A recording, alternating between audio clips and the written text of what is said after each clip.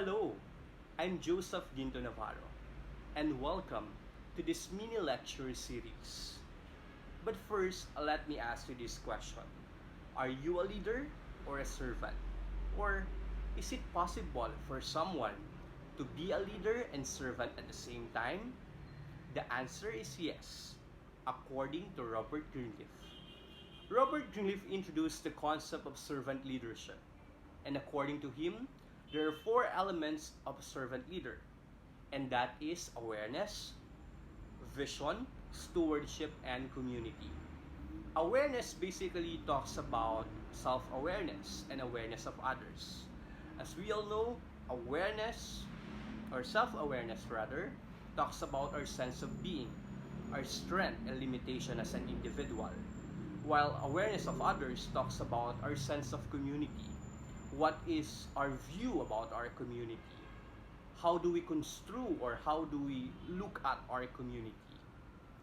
The second element talks about vision. And when we talk about vision, we're actually talking about direction and future.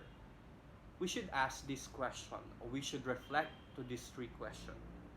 Where are we now as an individual and as part of the community? Where do we want to go? And lastly, how to get there. The third element talks about stewardship, that everything is arbitrary and temporary in nature. Therefore, we have to own our individuality.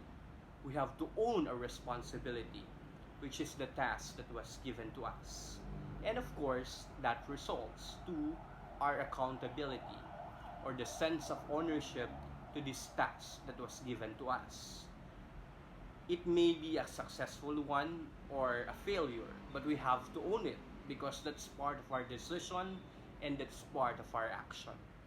The last element talks about community.